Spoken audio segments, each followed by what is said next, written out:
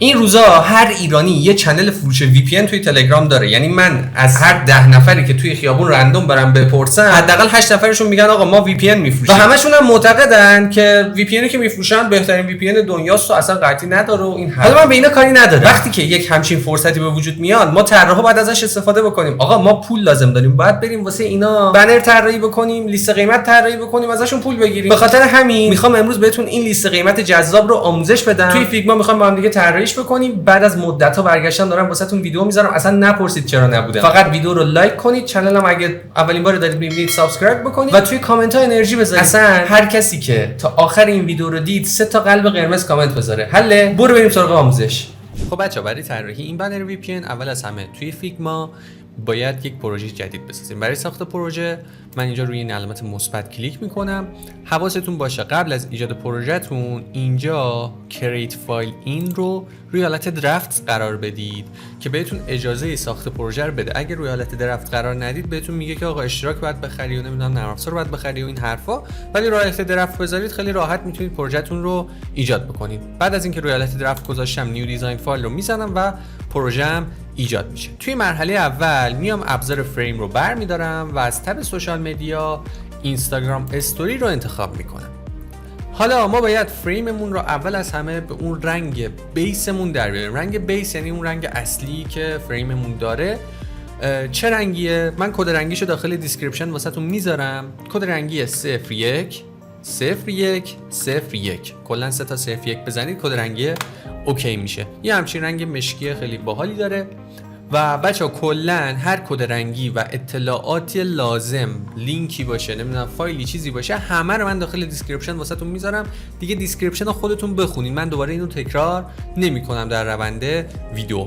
برای طراحی بنر VPNمون ما کلا 2 تا بخش داره بنرمون. یکی این حالت کرویه که این بالا قرار گرفته و قسمت پایینی کارمون که اطلاعات بنرمون قرار گرفته. یعنی یه قسمت بالاییه، قسمت پایینیه که این شیپ ها هستن. برای قسمت بالایی که حالت کروی شکل داره ما از یک فایل آماده‌ای می‌خوایم استفاده بکنیم، از یک پروژه آماده‌ای می‌خوایم کمک بگیریم که من روال دریافتش رو اول از همه بهتون توضیح میدم. بعدش هم توی دیسکریپشن لینک مستقیمش هم میذارم که حالا اگه پیدا نکردید با سرچ بتونید از لینکی که داخل دیسکریپشن هست کمک بگیرید. برای پیدا کردنش من میام اول از همه توی کامیونیتی فیگما اکسپلور کامیونیتی رو میزنم تا کامیونیتی واسم باز بشه و اینجا عبارت گرادینت بک‌گراندز رو سرچ میکنم. وقتی که اینو سرچ میکنم کلی پروژه هایی که حالا توش گرادینت ها هستن، مش گرادینت ها هستن، 3D گرادینت ها هستن رو واسم میاره. ولی پروژه‌ای که ما میخوایم ازش کمک بگیریم توی این ویدیو این پروژه هستش. اینو من بازش میکنم. اینجا شما اوپن این فیگما رو که بزنید پروژه واسهتون اتومات باز میشه. من شما از قبل باز کردم دیگه این کار رو انجام نمیدم. لینکش من داخل دیسکریپشن میذارم که بتونید راحت پیداش بکنید. پروژه‌ای که ما میخوایم ازش استفاده بکنیم اینه که اگه توی قسمت پیج دقت بکنید این کاورشه و باید بیاید توی قسمت گرادینتس و گرادینتی که ما میخوایم ازش کمک بگیریم اینه. ببینید من روش کلیک میکنم، یک گروه به این شکله. همین گروه رو من کنترل C میزنم، میرم داخل پروژه‌مون، اینجا کنترل V میزنم. حالا اول از همه میچرخونمش 90 درجه و بعد میارمش داخل فریم اصلیمون و سایزش رو کوچیک‌تر میکنم تا کجا؟ تا جایی که این دایره‌مون کامل توی کات بیفته. میارمش این بالا، اینجا قرارش میدم. حالا توی مرحله اول و مهمترین مرحله پروژه‌مون اینه که ما باید رنگ‌های اینو به دلخواه تغییر بدیم. چه رنگایی رو ما می‌خوایم استفاده بکنیم؟ تم کاریمون بنفش و آبیه، پس باید از این رنگ‌ها توی این دایره‌مون استفاده بکنیم. وقتی که این گروه رو باز بکنید 3 تا دایره داره. دایره بالایی که دایره رنگ مشکیه که اینجوری محوش میکنه که خیلی مهم نیست، که حالا بعداً ما با اینم کار خواهیم کرد. ولی فعلا کاری که ما می‌خوایم انجام بدیم دایره دوممونه. این دایره اصلیه و دایره پایینی که خب بلر شده است و در واقع اون بک‌گراندمون رو تشکیل میده. ما اول از این دایره بالایی شروع میکنیم، یعنی از این دایره وسطی شروع میکنیم. میام اینجا توی قسمت فیل، اینجا ببینید یک گرادینت 7 رنگ داره. ما باید تک تک این رنگ ها رو متناسب با پروژه‌مون ویرایش بکنیم. روی هر رنگی کلیک بکنید اینجا تغییر بدید، تاثیراتش رو میتونید ببینید. خب بچه‌ها کالر استاپ اول رو من کد رنگی C1 0F-E5 رو بهش میدم. یه همچین رنگ صورتی باحالی داره. کالر استاپ دومی 5A 0E C8. کالر استاپ سومی کد رنگی 6F 0F E5. کالر استاپ چهارمی 9913E7. کالر استاپ پنجمی BF 18E9. کالر استاپ ششمی یا ششمی EA 24DD. گفتم EA یاد فیفا افتادم. چه ربطی داره؟ فیفا پلیرها توی کامنت بنویسید فیفا پلیرم. من خودم آنلاین پلی میدم، حالا اگه خواستید آیدی بدیم بریم بازی بکنیم، عشق بکنیم. کالر استاپ آخری هم FD84FF. اینم از این رنگی که یعنی کلا دایره‌ای که ما می‌خواستیم یه همچین رنگی داره و خیلی هم عالی و اوکیه فعلا. حالا توی مرحله بعد ما باید چیکار بکنیم؟ باید بریم این دایره پایینیه رو انتخاب بکنیم و کد رنگی اینم تغییر بدیم. اینم یه گرادینت 6 رنگ داره و واسه اینم بچه‌ها تقریبا باید از رنگایی که اینجا وارد کردیم استفاده بکنیم که حالا باز من دونه دونه کدای رنگی رو بهتون میگم. خب برای تغییر رنگای این دایره پایینیه که بلر شده هست، واسه رنگ اولش کد رنگی 6F 0F E5 رو وارد میکنم. رنگ دومی 4A 0B C 8 رو وارد میکنم. کد رنگی سومی 2F 0F E5. چهارمی 13 2F E7. پنجمی 1884 E9 و آخری هم دوباره EA 24 7A. این از این. حالا سوالی که واسه همه شماهایی که دارید این ویدیو رو میبینید، حتی تویی که داری این ویدیو رو نمیبینی هم پیش میاد، اینه که خب این رنگا رو از کجا آوردی؟ همینطوری کد رنگی میگی ما وارد میکنیم، خب اینا رو خودمون چجوری باید پیدا بکنیم؟ یعنی این رنگا رو بر چه اساسی انتخاب کردی؟ ببینید بچه‌ها، شما زمانی که میخواید یک پروژه‌ای رو طراحیشو استارت بزنید، 3 تا رنگ اصلی واسه خودتون مشخص میکنید و میگید آقا رنگ اولیه و ثانویه و رنگ سوم و رنگ در واقع میشه گفت مکملمون این رنگ ها هستن. حالا منم زمانی که میخواستم این پروژه رو طراحی بکنم دقیقاً یک همچین رنگایی رو واسه خودم مشخص کردم. یعنی گفتم آقا رنگ اصلی ما بنفشه، بعدش صورتیه، بعدش هم آبیه. یعنی این 3 تا رنگ رو من میخواستم تو این پروژه به کار ببرم. و حالا کاری که من کردم چی بود؟ این بود که موقعی که داشتم رنگا رو انتخاب میکردم همین شکلی دستی انتخاب کردم و دونه دونه اینا رو تغییر دادم که تاثیرش رو این دایره ببینم. ولی در کل چیزی که من میخواستم این بود که دایره من از بنفش شروع بشه و به صورتی روشن برسه و همونطور که میبینید رنگاش هم دقیقاً به همین ترتیبه، یعنی از این بنفشه شروع میشه و به صورتی روشن میرسه. دایره پایینی چون توی بک‌گراندمون تاثیر میذاره، حالا من یه خورده آبی هم قاطیش کردم، یعنی اینا دستسازه بچه‌ها. حالا توی مرحله بعدی باید بیایم سراغ این دایره مشکی بالایی. به رنگش دست نمیزنیم، فقط میام اینجا توی افکت‌ها لیر به لیرش رو باز میکنم و میزانش رو روی 150 میذارم که یه خورده بیشتر محو بشه. ما قسمت بالایی کارمون رو انجام دادیم، حالا قسمت وسطی رو می‌خوایم طراحی بکنیم. یعنی چی؟ یعنی این قسمت وسطیمون رو می‌خوایم اوکی بکنیم. چیکار می‌کنیم؟ میام اول از همه از نوار ابزارها ابزار الیپس رو برمی‌دارم، یه دونه دایره این وسط درست می‌کنم. سایزش رو بزرگتر می‌کنم به این شکل و میذارمش روی این نیم دایره خودمون، روی این حالت کرویی که پروژمون داره. یه خورده بچه من باید این کره رو بزرگترش بکنم به این شکل و الاینش هم میکنم. حالا اینو من میذارمش اینجا. واسه رنگش من میخوام یک گرادینت صورتی به بنفش بهش بدم. پس میام توی قسمت فیل حالتش روی حالت گرادینت میذارم. کالر استاپ بالایی کد رنگی 74 2F FF رو بهش میدم، یه همچین رنگی بنفشی داره و کد رنگی پایینی رو هم FC 50 FF رو بهش میدم. حالا این صورتیه رو بچه‌ها من خواستم بالا بذارم، اشتباه پایین وارد کردم، ولی خب اینجوری درگش میکنم میبرمش بالا و این بنفشه رو هم یه خورده از کادر خارج میکنم که یک همچین دایره‌ای رو واسمون بسازه. خب این از دایره اولمون. ما 2 تا دایره دیگه هم زیر این دایره داریم، پس میام روی همین دایره قرار میگیرم، یه کنترل دی میزنم تا ازش دوپلیکیت واسم بگیره. لایه زیری رو انتخاب میکنم، یه خورده بزرگترش میکنم، میام توی قسمت فیل این لایه و حالتش روی حالت تک رنگ قرار میدم و واسه رنگش کد رنگی اصلیمون، کد رنگی که به فریممون دادیم یعنی 010101 رو وارد میکنم. و البته نکته مهمش اینجاست که اوپاسیتی این رنگ رو بچه‌ها من روی 20% میذارم که یه خورده حالت شفاف پیدا بکنیم، چون ما می‌خوایم این حالت گلس بهش بدیم. حالا برای اینکه این دایرمون حالت قشنگتری داشته باشه میام یه استروک هم بهش میدم. مشخصاتی داره. اول میام رنگش رو روی رنگ سفید میذارم، بعد از اینجا روی حالت گرادینت کلیک میکنم و کالر استاپ پایینی رو روی رنگ مشکی میذارم، اوپاسیتیش هم 0 میکنم که کامل محو بشه. کالر استاپ بالایی رنگش رنگ سفید اوکیه. حالا واسه مشخصاتش بچه‌ها من میام 2 پیکسل میکنم و پوزیشنش هم روی حالت اینسایده. این شد از استروکمون. حالا ما باید یه سری افکت هم به این دایرهمون بدیم که از این حالت خامی در بیاد. اولین افکتی که ما میخوایم بهش بدیم دراپ شادوه. روی مثبت افکتامون کلیک میکنم تا یک افکت واسش ایجاد بشه. دراپ شادو رو باز میکنم. اول از همه بلند مود دراپ شادومون روی حالت مولتی پلی قرار میدم. بعد از اون میام بلرش روی 35 میذارم که خورده محو بشه. رنگش هم بچه‌ها رنگ همون مشکی خودمون یعنی 010101 میذارم. اوپاسیتیش هم 30% میذارم. ببینید یه دراپ شادو خیلی محو داد. قبل بعد. ببینید چقدر ظرافت اینجا بالاست. همین ظرافت هاست که کارتون رو جذاب میکنه.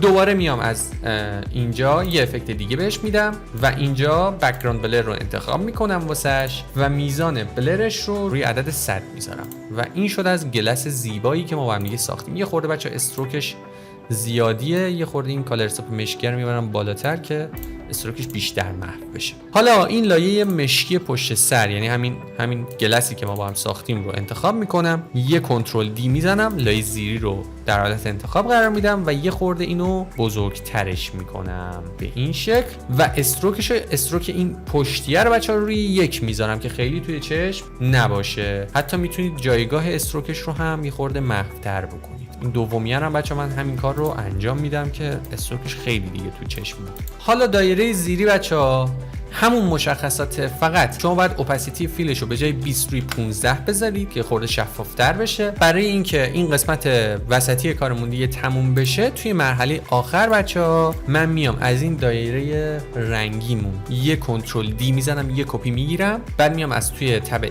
افکت لیر بلر رو بهش میدم و میزان بلرش رو هم روی 300 میذارم که یک همچین حالت درخشانی داشته باشه. البته که خیلی شدتش زیاده، پس میام توی قسمت فیل اوپاسیتیش رو روی 20 تنظیم میکنم. حالا این دایره رنگیمون رو، این بلری که الان انجام دادیم رو میبرم زیر همه دایره ها قرار میدم که بره اون پشت و روی بک‌گراندمون تاثیر بذاره و در نهایت داستان میام تمام این دایره ها رو انتخاب میکنم، یه کنترل جی میزنم که دیگه کارمون با اینا تمومه. این شده از قسمت وسطی بنرمون. حالا بچه‌ها بک‌گراند ما خیلی مشکیه. ما برای اینکه این مشکل رو برطرف بکنیم میام چیکار میکنیم؟ میام همین گروه رو بازش میکنیم. باید بریم سراغ این گروه اولی که داشتیم، یعنی این کره‌ای که داشتیم. من گروهش رو باز میکنم. یه لایه این داره، این پایینیه که توی بک‌گراندمون تاثیر گذاشته و افکت لیر بلر داره. از همین بچه‌ها من یه کنترل دی میزنم، یه کپی میگیرم، کپیشو از گروهش خارج میکنم و میارم بالاترین لایه قرار میدم و بعدش این رو این شکلی از پروژمون یه خورده خارجش میکنم.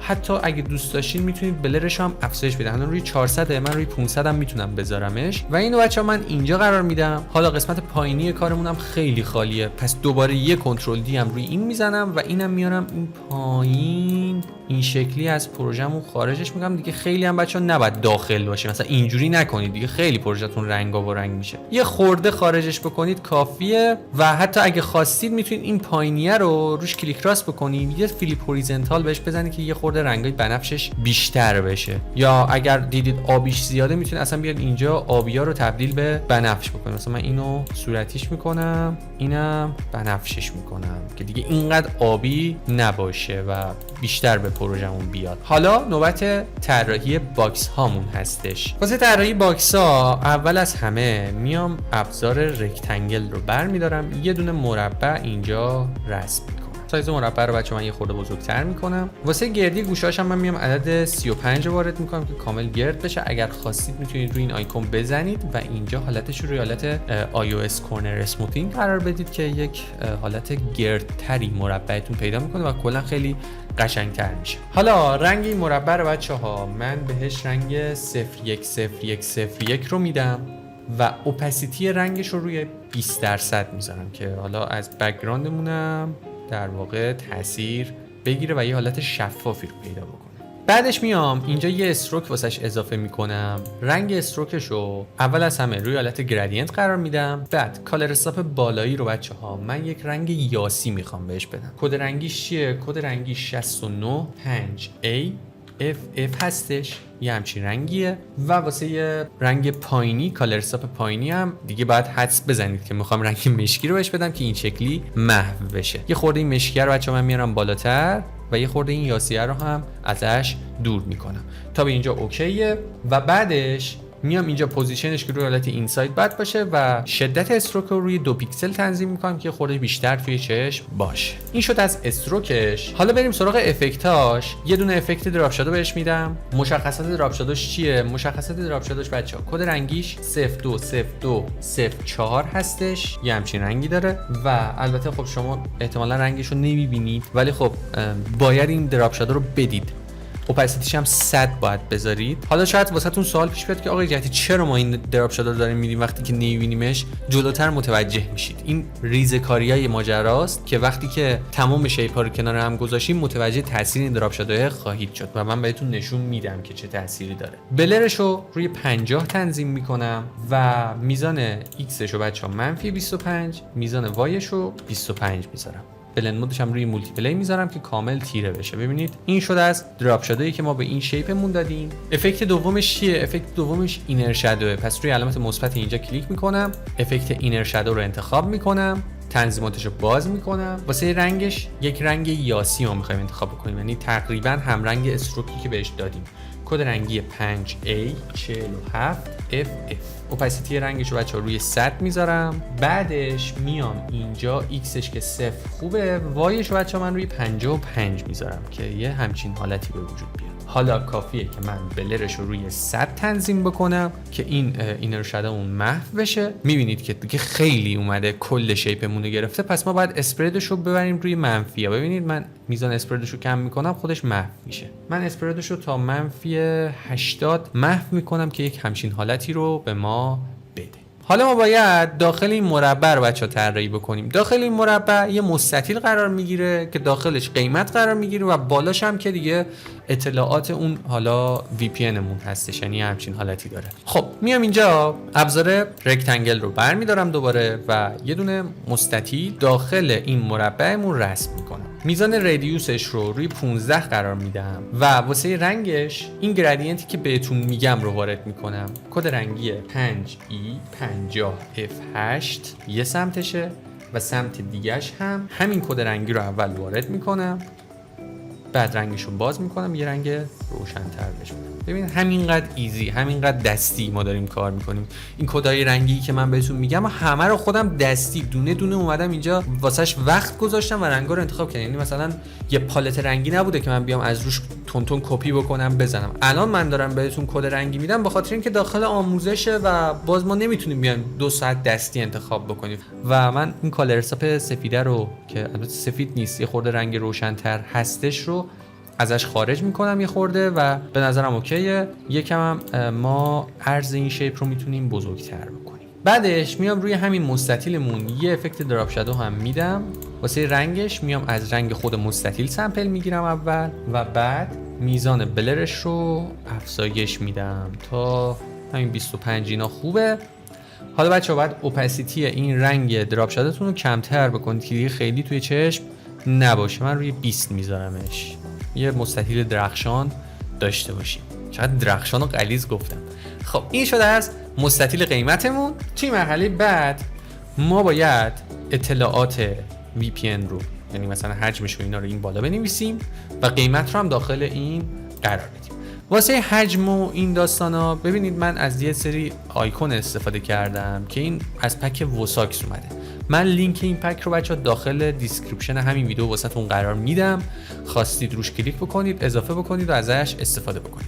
هم میتونید از لینک داخل دیسکریپشن استفاده بکنید، هم میتونید بیاد داخل کامیونیتی فیگما عبارت وساکس رو به انگلیسی سرچ بکنید و میاره واسهتون. آیکونایی که ما توی این ویدیو باشون سر کار داریم، یکی توی تب تایم هستش، این آیکونه که من 2 بار روش کلیک میکنم که سلکت بشه. بعد از توی قسمت پراپرتی میتونید بیاد حالتش رو انتخاب بکنیم. حالتی که ما باش توی این ویدیو سر کار داریم و توی این پروژه سر کار داریم حالت لینیر هستش. من روی حالت لینیر قرارش میدم، بعد یه کنترل C میزنم، میرم داخل پروژه خودم. اینجا چیکار میکنم؟ کنترل V میزنم و اینو اینجا قرارش میدم، یه خورده سایزش رو تنظیم میکنم. رنگش هم بچه‌ها من میام از همین استروک کنارش از همینجا سمپل میگیرم به همین راحتی. اینم اینجا با مستطیل قیمتمون ترازش میکنم به این شکل. آیکون بعدیمون توی پروژه وساکس ولی توی تب کجا بود؟ تب کامپیوتر دیوایس الکترونیک. اینجا این آیکون رو ما میخوایم که دوباره من حالتش رو حالت لینیر قرار میدم و یه کنترل C میزنم، میام داخل پروژه‌ام کنترل V میزنم. این بچه‌ها سایزش چقدره؟ 38 در 38. پس اینم چیکار میکنم؟ لینکش رو فعال میکنم، 38 رو بهش میدم، هم سایز هم دیگه بشن. برابری و برادری. عدالت حضرت علی. من گفتم بس کن. خب این از این. رنگش هم از رنگ همین آیکون بالاییه سامپل میگیرم و دوتا رو حالا با هم دیگه خواستید میتونید کوچیک بکنید دیگه. سایز و ایناش بچا دست خودتونه دیگه، شما طراحید، شما تصمیم میگیرید که چه سایزی داشته باشه و اینا بر حسب سایز پروژهتون انتخاب بکنید. همین شکلی اعدادی که من میگم رو حتما نمیخواد وارد بکنید، شما نگاه به پروژهتون بکنید ببینید که سایزش اوکیه یا نه. اطلاعاتش هم که دیگه متن دیگه بچا، متن رو زحمت بکشید تایپ میکنید. من برای که تایم آموزش طولانی نشه میام اینا رو یه کنترل C میزنم، کنترل V اینجا میزنم که فقط پروژهمون رو تکمیل کرده باشیم. این شده از شیپ قیمتمون که خیلی راحت ما تونستیم طراحیش بکنیم. حالا قسمت مهم ماجرا دقیقاً همینجاست. لطفاً با دقت گوش بدید. یادتونه چند دقیقه پیش بهتون گفتم که این دراپ شده رو شما نمیبینید، جلوتر تاثیرش رو متوجه میشید. الان میخواید تاثیر اون دراپ شده رو بفهمید و ظرافت داستان رو ببینید. من اول از همه میام تمام لایه‌هایی که مربوط به این مربعمون بود رو انتخاب میکنم، یه کنترل جی میزنم که برن داخل. ما 4 تا مربع داریم، پس من 3 بار کنترل دی رو میزنم تا 4 تا لایه‌مون اوکی بشه. ببینید الان ما 4 تا گروه داریم که همشون کپی از اینن. گروه پایینی رو یعنی گروه شماره 12 رو من میبرمش کجا؟ میبرمش این سمت پروژمون، اینور اینجا قرارش میدم. حالا برای دوتای وسطی، برای اینکه فاصله اینها یکسان باشه، 4 تا گروه رو انتخاب میکنم، میام اینجا از این تب الاین این گزینه رو میزنم تا اینا با هم الاین بشن به همین راحتی. حالا اگر دیدید فاصله شون از همدیگه بچا خیلی کمه، میتونید از این قسمت فاصله رو یه خورده افزایش بدید. من فاصله رو روی 20 میذارم که اینقدر توی همدیگه نباشن و بعدم چک میکنم که اینا وسط قرار بگیرن به این شکل. حالا تاثیر اون دراپ شده‌ای که بهتون گفتم اینجا مشخص میشه. شما اول از همه باید بیاد لایه‌هاتون رو مرتب بکنید. به چه شکل؟ به این ترتیبی که من بهتون میگم. لایه سمت راستی، گروه سمت راستی باید بالاترین گروهتون باشه، بعدش گروه کناریش پایینش باشه، بعدش گروه کناریش پایینش باشه و این سمت چپی باید زیر همه اینا باشه. دراپ شده ای که ما دادیم باعث میشه که سایه این بیفته روی این، سایه این بیفته روی این و سایه اینم بیفته روی این. حالا این آخریه دیگه نیازی نیست سایه داشته باشه، میتونید بیاید اینجا دراپ شده شو چششو خاموش بکنید. بخوام بیفور افتر بهتون نشون بدم که بهتر متوجه بشید، من فاصله اینا رو کمتر میکنم. ببینید دقت بکنید، یه حالت سه‌بعدی به داستان دادیم ما. حالا من دراپ شده اینو خاموش بکنم شما متوجهش میشید. این قبل این بعد، این قبل این بعد. دیدید این دراپ شده باعث ظرافت کارتون میشه. همه چیز رو بچه‌ها قرار نیست شما همون اولی که اجرا میکنید تاثیرشو ببینید، بعدن قراره تاثیرشو ببینید. و این دراپ شده که بهتون گفتم رو اگر میخواید یه بنن مثل این بزنید حتما رعایت بکنید، خیلی قشنگ میکنه کارتون رو. این شد از شیپ های بالاییمون. حالا ما 3 تا شیپ هم پایین داریم که خیلی سریع میام اینا رو 4 تا گروه رو انتخاب میکنم، یه کنترل جی میزنم که اول همشون یه گروه بشن، بعد با کنترل دی از اینا هم کپی میگیرم، کپی ها رو میارم این پایین به این شکل. لایه کپی رو باز میکنم. این گروه سمت راست چپی رو ما لازم نداریم چون 3 تا مربع میخوایم دیگه، پس اینو پاکش میکنم. حالا اینو الاینش میکنم وسط و یه خورده بچه‌ها من سایز اینو میخوام بزرگتر بکنم. اگه شما همینطوری بخواید سایزش رو بزرگتر بکنید ببینید چه اتفاقی سر این متن میفته، از بین میره اون اندازه استانداردش. برای اینکه این اتفاق نیفته اول از همه کلید کار رو روی کیبورد بزنید تا ابزار اسکیل واسهتون فعال بشه و بعد خیلی راحت اینو بزرگش بکنید. خیلی هم بزرگش نکنید، من یه خورده بزرگترش کردم و بعدش میام این اسکیل رو زبدر میزنم و میارمش این رنگ. اینا رو ما باید تغییر بدیم. واسه تغییر رنگش بچه‌ها من میام این گروه سمت راستیه رو اول انتخاب میکنم، رکتانگلش رو انتخاب میکنم و میام اینجا استروکش رو باز میکنم و خیلی راحت اسلایدر هیو رو به سمت صورتی میبرم. کار خاصی نکردم، خداییش اسلایدر هیو رو به سمت رنگ صورتی بردم تا جایی که حالا احساس بکنم اوکیه. مثلا اینجا به نظرم خوبه. کد رنگی اینو کپی میکنم میارم اینجا توی استایل ها، توی افکت ها، افکت اینر شادو رو باز میکنم، همین کد رنگی رو بهش میدم. دوباره واسه این شیپمونم دقیقاً همین کارو میکنم. اینو اول در حالت انتخاب قرار میدم، میام توی فیلش از اینجا رنگ صورتی کد رنگی اینو کپی میکنم، اینجا پیست میکنم و یه تم روشن بهش میدم. اینم میبرم کنار تک ببینم دارم چیکار میکنم. حالا دراپ شادوشو باز میکنم، رنگ دراپ شادوشو هم از رنگ خود این شیپ میگیرم، اپاسیتیشو میذارم روی 20. دیدید چقدر راحت بود؟ خداییش کار خاصی ما نمی‌کنیم اینجا، فقط ظرافت باید به خرج بدید، دقت باید به خرج بدید و وقت بذارید واسش. حالا رنگ آیکونا رو هم دقیقاً از همین استروکمون میگیرم. ببینید به این شکل.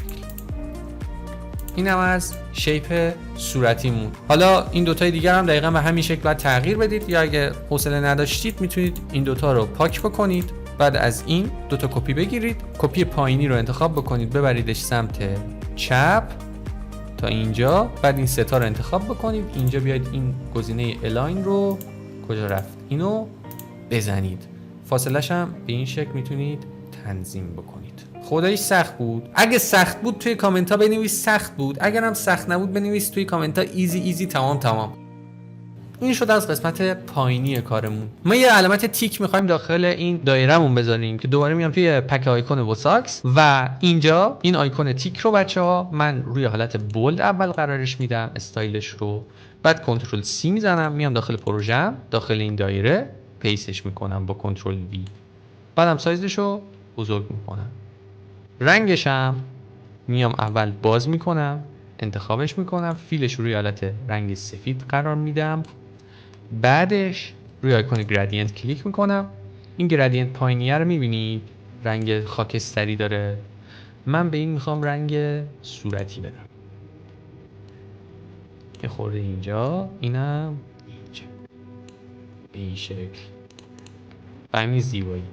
حالا فقط مونده ما این بالا رو اوکی بکنیم. من توی فایل های مورد نیاز این آموزش یه فایل وکتور واسهتون قرار میدم. این فایل بچه اینو کافیه که درگش بکنید داخل فیگما. بعد از اینکه درگش کردید این به صورت فریم درگ میشه. برای اینکه کارتون راحت تر بشه روش کلیک راست بکنید، گزینه فلتن رو بزنید یا میتونید از شورتکات کنترل ای استفاده بکنید. فلتن رو که بزنید تبدیل به وکتور میشه.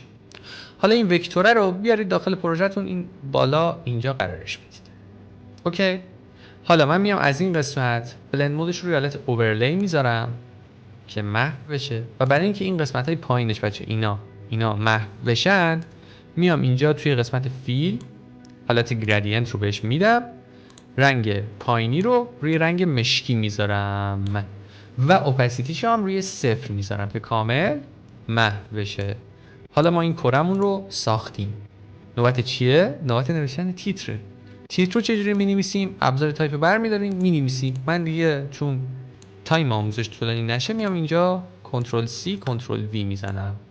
به همین راحتی. نکته‌ای که فقط تیتر داره بچه‌ها، اینجا گرادینت باید بهش بدید، گرادینت مشکی به سفید بدید که یه خورده این متن بالاییتون محو بشه. و اینم من بچه‌ها با این فونت نوشتم که خب فونتش هم داخل فایل‌های پروژه واسهتون قرار میدم. فونت انگلیسی رو من داخل فایل پروژه واسهتون میذارم، فونت فارسیشون فونت پولیه.